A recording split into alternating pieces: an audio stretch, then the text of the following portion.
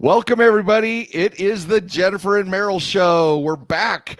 The holidays just are crazy when it comes to trying to stay up with you and keep you up to date on the things you need to know about fundability, about credit, about business funding, etc. And we've got a great topic for you today. Jennifer, what's on deck for our awesome audience? So this is amazing because right now we're in December. And so everyone has been talking about shopping and we're getting bombarded. And I've had so many buyers, first-time home buyers to, first-time home sellers who they're getting bombarded with these credit card offers.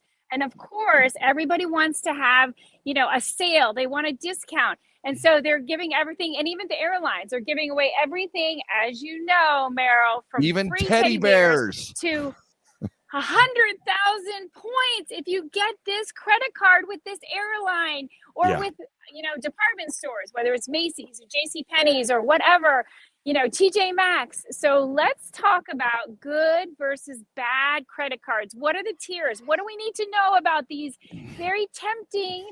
Almost they feel like they're trying to seduce us. They are. And by the way, I want to address the elephant in the room. Yes, it's December, but Jennifer happens to be in Florida where snow never comes. So there we go. Snow never comes. She's sitting here in her bower, looking beautiful and ready to address these questions. So first of all, let's go over the tiers. There are 4 tiers of lenders. We'll get to the credit cards in a minute that they issue. The issuing bank or financial institution helps determine the value of that credit card to your profile, your credit profile, and your fundability. So there are the tier 1 banks. There's only 4 of them: Chase, Wells, Citi, and Bank of America. Those are tier 1 banks. And they have the most juice. FICO calls them national banks. And those are what we call high value credit cards that come from those issuing banks.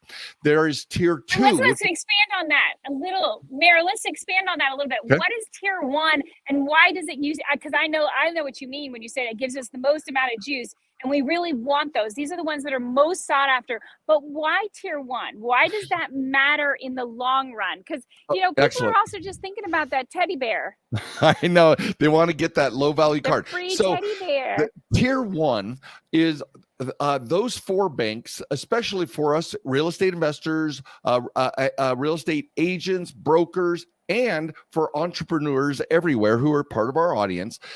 Ultimately, we want to build relationships with these 4 banks because they have amazing business credit products that are going to help us expand our businesses. So if we have a Chase personal account, it is much easier to say, hey, Chase, look at my awesome personal account because I want to develop a business banking relationship with you as well. And that can turn into 20, 30, 50 or higher thousands of dollars in business bank loans and lines of credit. So those tier 1 banks translate.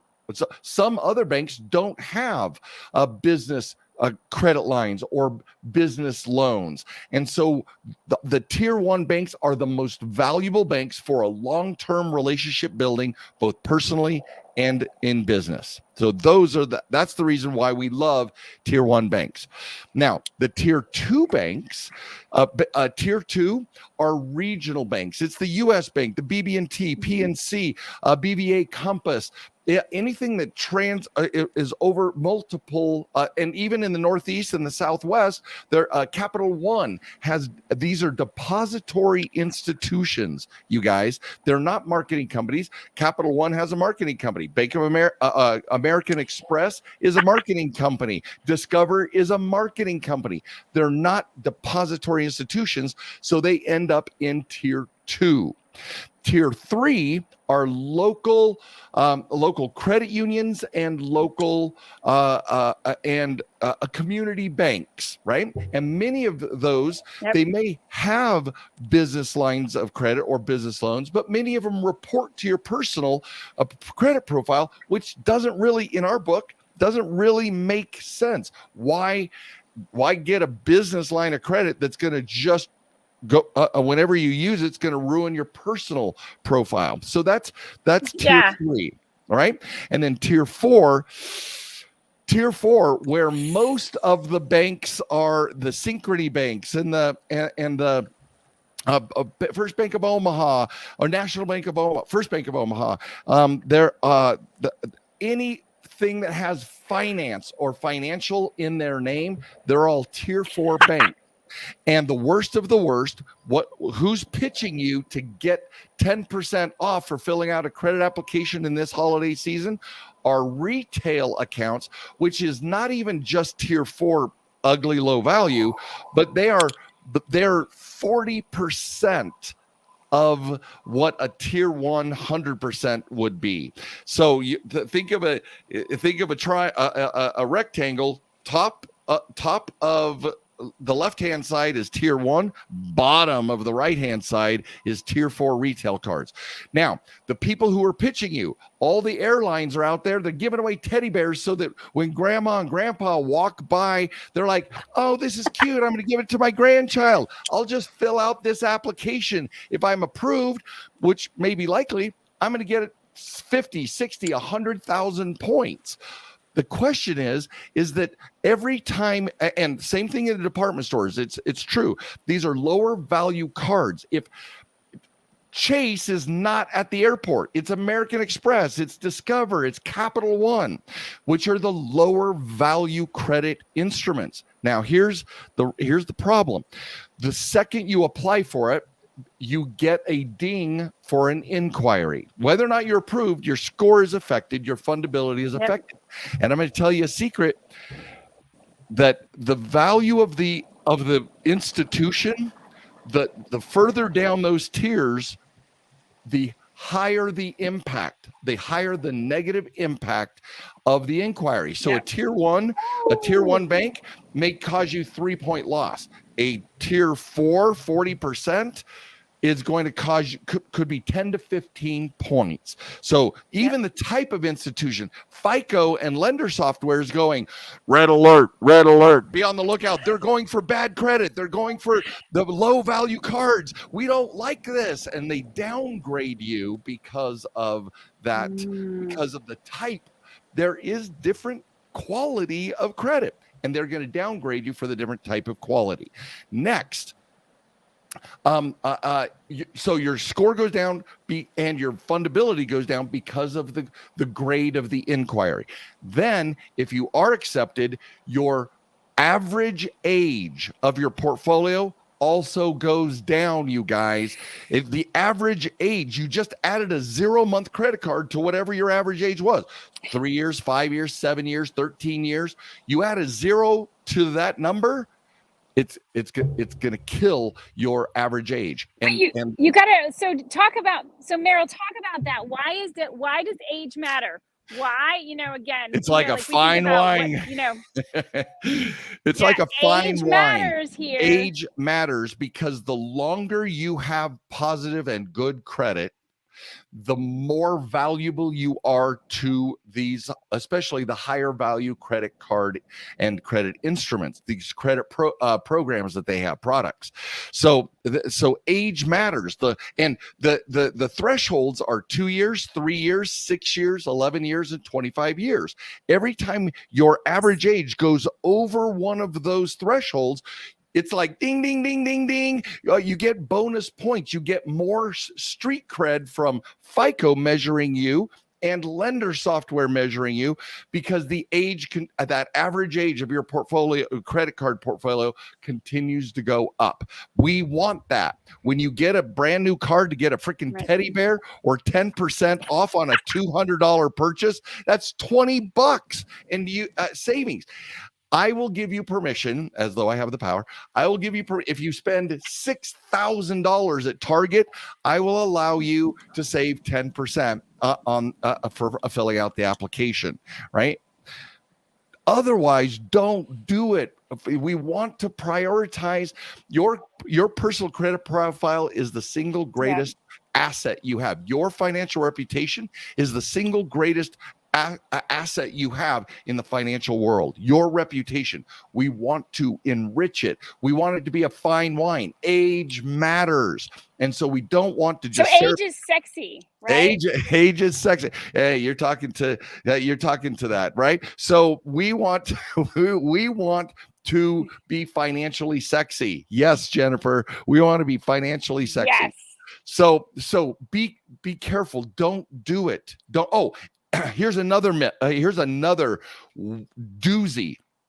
People say all the time, oh, hey, by the way, if you get a new credit card and because you have high utilization because of your Christmas shopping, your high utilization, just get a new credit card and your utilization will, you'll get lower utilization across the average, right?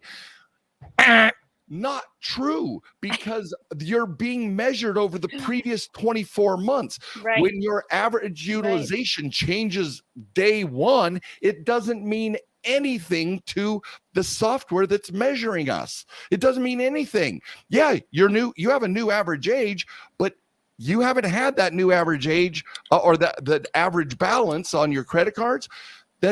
You got to age that a minimum of 3 months before it positively affects your fundability. So that's just another crock shite that people say out there. It's not swearing if you use a different language, right?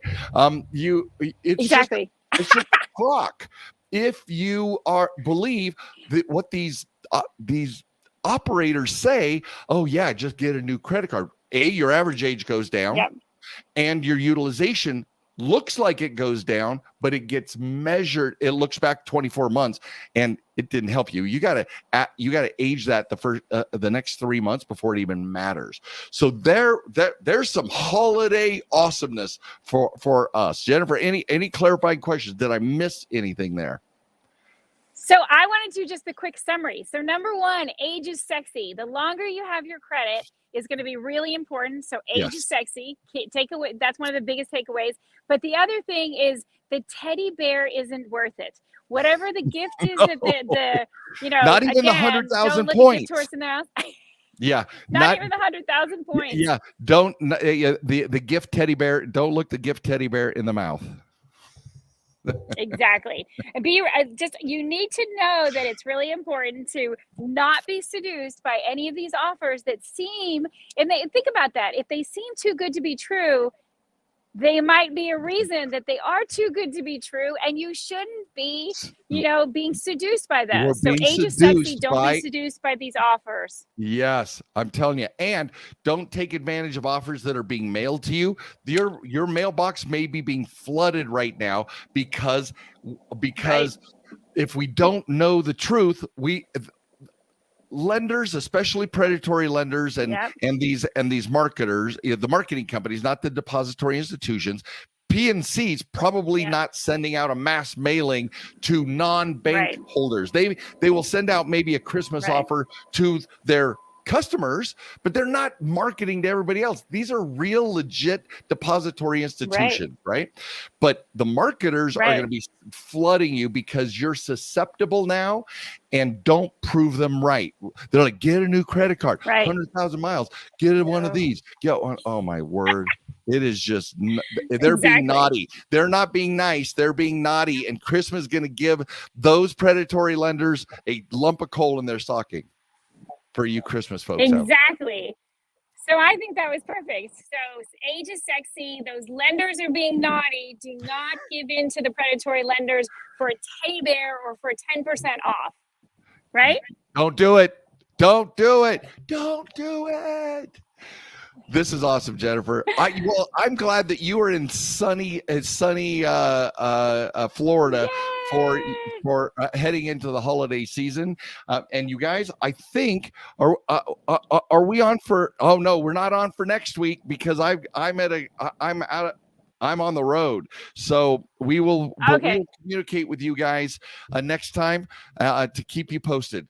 Love you. Be careful this holiday season, guys. Be careful. Protect your most valuable financial asset, your reputation. So also, if you haven't done so already, go to getfundablejennifer.com, getfundablejennifer.com, because we're holding a boot camp this weekend that is that we're going to go over so many amazing things that will help you avoid more of these funding landmines. Imagine if you got any value today, imagine 2 days of this level of